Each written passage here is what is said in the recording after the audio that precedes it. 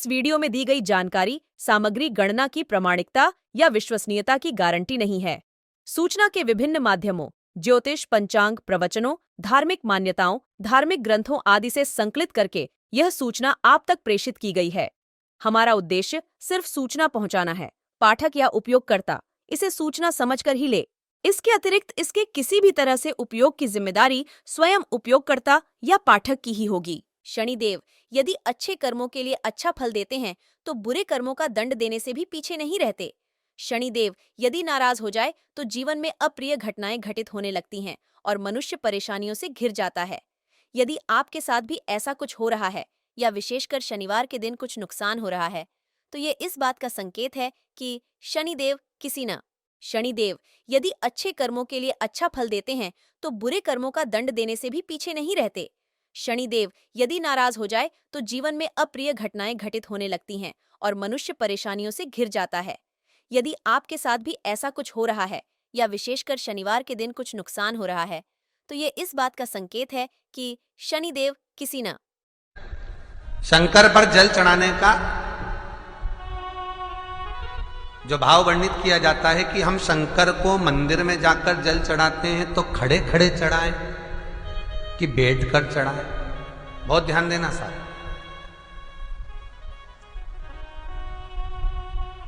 शंकर में मंदिर में जाकर हम भगवान शंकर को जल चढ़ाएं तो खड़े होकर चढ़ाएं कि बैठकर चढ़ाएं। अब दो तरह का शिवलिंग है मंदिरों में, दो तरह का शिवलिंग का निर्माण होता है, ठीक है। एक विष्णु शिवलिंग, एक शक्ति पार्वती शिवलिंग।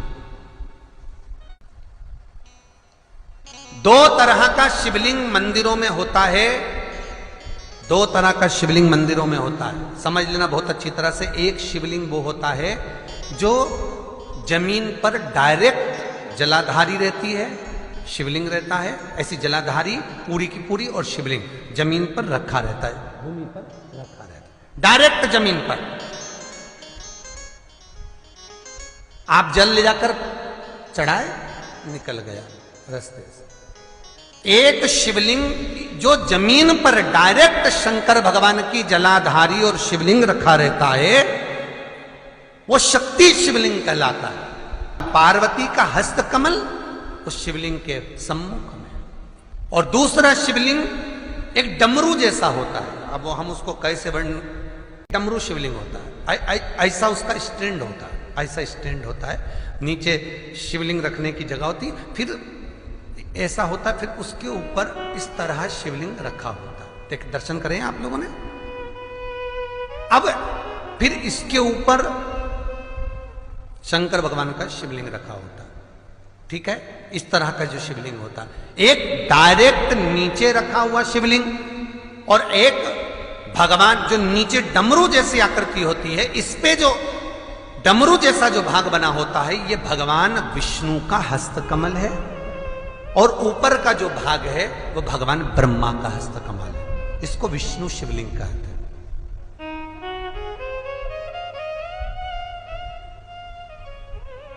इसको हरीश्वर महादेव भी कहा जाता है। कौन सा महादेव कहते हैं? हरि सर्वेश्वर महादेव। हरीश्वर महादेव भी कहते हैं, हरि सर्वेश्वर भी कहते हैं। तो डमरू जैसा जो शिवलिंग का निर्माण हुआ है मंदिर में, अगर शिवलिंग ऊंचा है, शिवलिंग थोड़ी सी हाइट पर है, ऊंचाई पर है, और डमरू जैसा भाग फिर उसके ऊपर जलाधारी के बाद शिवलिंग निर्माण किया गया है, तो वो विष्णु शिवलिंग कहलाएगा, वो हरीश्वर शिवलिंग कहलाएगा, वो हरि वंश शिवलिंग कहलाएगा, हरीश्वर कहलाएगा। और जो डायरेक्ट सीधे जो रखा हुआ है, 12 ज्योतिर्लिंग के अगर आप दर्शन करेंगे तो कहीं पर भी आपको विष्णु शिवलिंग नहीं मिलेगा, केवल एक नागेश्वर को छोड़कर जम के बोलिए, केवल एक नागेश्वर, नागेश्वर को छोड़कर बाकी के जितने 12 ज्योतिर्लिंग में शिवलिंग के दर्शन करोगे सब शक्ति शिवलिंग मिलेंगे, सब जमीन पर। आप जितने भी देखेंगे, काशी का देखेंगे, महाकालेश्वर देखेंगे तो डायरेक्ट जमीन पर जलाधारी बनी है महाकाल बाबा की, डायरेक्ट जमीन पर बनी है, कोई ऊंचाई नहीं है, डायरेक्ट जमीन पर, फिर शिवलिंग है। ओमकारेश्वर देख लीजिए, ममलेश्वर देख लीजिए, आप चाहें तो विश्वनाथ देख लीजिए डायरेक्ट जमीन पर, सोमनाथ देख लीजिए डायरेक्ट जमीन पर, केदारेश्वर देख लीजिए डायरेक्ट जमीन पर, भीमाशंकर, वैद्यनाथ डायरेक्ट। आप वैद्यनाथ जी के लाइव प्रसारण कभी चालू कर देखना, डायरेक्ट जमीन पर, डायरेक्ट। तो जितने भी शिवलिंग हैं सारे के सारे शक्ति शिवलिंग हैं। जो डमरू के भाग पर रखा हुआ है वो हरीश्वर शिवलिंग, विष्णु के हस्त कमल पर जो रखा है, तो शास्त्र कहता है आप शक्ति शिवलिंग का जब जब अभिषेक करें, बहुत ध्यान रखना अपनी जिंदगी में इस प्रसंग को श्रावण के महीने में बहुत ध्यान रखना। आपके आसपास में भी मंदिर हो तो उस पर ध्यान रखना। जो शक्ति शिवलिंग हो उस पर जब भी जल चढ़ाना तो बैठकर चढ़ाना, बैठकर चढ़े।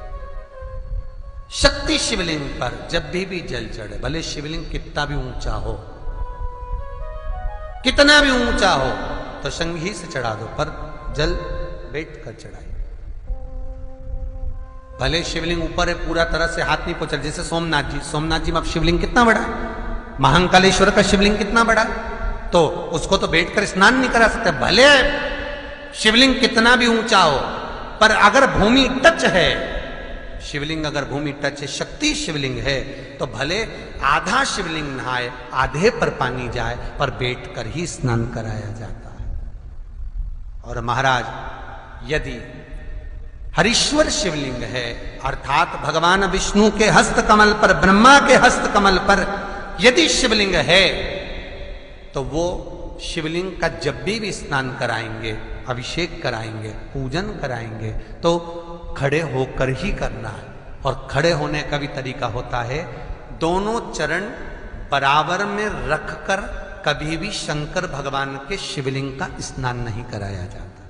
दोनों चरण बराबर रखकर, अगर हरीश्वर शिवलिंग है, किसी मंदिर में शंकर को जल चढ़ाने के लिए आप गए हो और शंकर को जल चढ़ा रहे हो, तो हरीश्वर अगर शिवलिंग है तो दोनों पांव बराबर रखकर नहीं, एक सीधा चरण थोड़ा सा आगे रखिए और उल्टा चरण थोड़ा सा पीछे रखकर भगवान शंकर का जलाभिषेक करने पर लक्ष्मी जैसे अपने चरण रहते हैं, भगवान शंकर उसी तरह से लक्ष्मी को दौड़ाते हुए अपने घर में प्रवेश कराते। लक्ष्मी भागती हुई, अगर जो पुष्टि मार्ग से जुड़े होंगे, जो भगवान ठाकुर जी की सेवा करते हैं, पुष्टि मार्ग से जुड़े हों, श्रीमद वल्लभाचार्य जी से, वल्लभ कुल बालकों से जिनका ब्रह्म संबंध हुआ है, ऐसे अगर जीव हैं, वैष्णव जीव हैं, तो वो दर्शन करते होंगे ठाकुर जी, यमुना जी और महाप्रभु जी का। तो कैसा दर्शन करेंगे? श्रीनाथ जी का दर्शन करेंगे तो दोनों पांव श्री जी बाबा के, मेरे ठाकुर जी के बराबर पर है, नाथ द्वारा वाले श्री जी बाबा के, गोवर्धन नाथ जी के दोनों पांव चरण बराबर। श्रीमद वल्लभाचार्य जी का दर्शन करेंगे तो दोनों चरण बराबर के फोटो में मिलेंगे। पर यमुना जी का अगर आप दर्शन करेंगे, पटरानी यमुना जी का जब दर्शन करेंगे, तो यमुना जी का चित्र का दर्शन करेंगे, तो यमुना हमेशा एक पांव यमुना जी का आगे मिलता है। क्यों? जो वैष्णव ठाकुर का दर्शन करे, श्रीमद वल्लभाचार्य जी के अनुसार भगवत चर्चा करे, उसके यहाँ यमुना भक्ति निरंतर प्रवेश करती जाए। इसलिए भागता हुआ चरण, दौड़ता,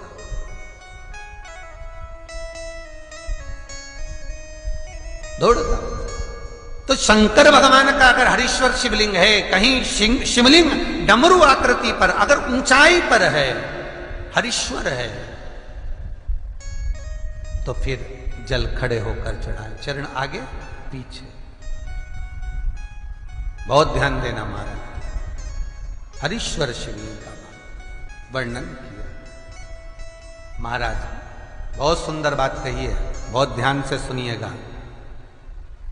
शक्ति शिवलिंग के ऊपर जो जलाधारी लगती है, शक्ति शिवलिंग के ऊपर जो जलाधारी लगती है, वो 5 मिनट, 10 मिनट, आधा घंटा रखकर 24 घंटे के लिए हटा सकते हो। शक्ति शिवलिंग के ऊपर जो जलाधारी लगती है, वो 15-20 मिनट रखकर, आधा घंटा रखकर आप हटा सकते हो। पर हरीश्वर शिवलिंग के ऊपर भगवान विष्णु के हस्त कमल पर जो शिवलिंग का निर्माण आपको भी वर्णन किया, अगर वो शिवलिंग है तो उस पर जलाधारी अगर लगी है, तो कम से कम 5 घंटा, 8 घंटा तो जलाधारी को रखना पड़ेगा ही। बहुत ध्यान दीजिए महाराज। शंकर जी की प्राण प्रतिष्ठा करते समय, शंकर जी की स्थापना करते समय, शंकर जी को प्राण प्रतिष्ठित करते समय एक एक चीज का ध्यान करना पड़ता है कि हमें कैसा शिवलिंग रखना है, कौन सा शिवलिंग रखना है, कैसे स्थापना करना है, किस भाव का होना चाहिए। शंकर के मंदिर में शंकर जी विराजे हैं तो गणेश जी, कार्तिकेय और पार्वती की मुद्रा कैसी होना चाहिए, गणेश जी कौन सी सूंड का होना चाहिए। जब शंकर के मंदिर में हम आराधना कर रहे हैं तो गणेश जी की सूंड किस ओर होना चाहिए, पार्वती की मुद्रा कौन सी होना चाहिए, षडानंद कार्तिकेय की दृष्टि कहां होना चाहिए, ये शंकर जी की प्राण प्रतिष्ठा में देखा जाता है। केवल मूर्ति वाले ने बाजार में मूर्ति बनाकर बेच दी और तुम गए हमें शंकर जी का परिवार दे दो, हमारे मंदिर है छोटा सा, मैं वहां प्रतिष्ठा करना है। तुम बाजार में गए और शंकर जी का परिवार लेकर आ गए, शंकर जी लिया, कार्तिकेय लिया, पार्वती जी लिया, गणेश जी लिया और स्थापना करवा दी पंडित जी से। और बाद में बोली हमको थोड़ी कष्ट हो रहा है, हमको थोड़ी तकलीफ हो रही है, कहीं ये हम जब से लाए इससे तो नहीं हो रही, कहीं इससे तो नहीं। नहीं, गलती तुम्हारी है। तुम तो बस गई और लेकर आ गई। यहां तक शिव महापुराण की कथा कहती है कि तुम्हारे घर की मूर्ति जितनी पुरानी होती है उतना सुख देती है। आपको पहले भी कथा में कहा, दिया और मूर्त पुरानी होगी चलेगी।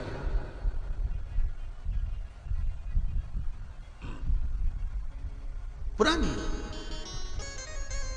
चढ़े हुए जल को जब आप थोड़ा सा लेकर आते हो, आपको बताया था ना कि खाली लोटा नहीं लाना चाहिए, खाली कलश शंकर जी के मंदिर से वापिस नहीं लाना। शंकर भगवान को जल चढ़ाया, चढ़ाने के बाद थोड़ा सा जल हाथ में या कटोरी में या कलश में झेल लिया, भले 2 बूंद लाओ पर अपने घर पर लेकर आओ।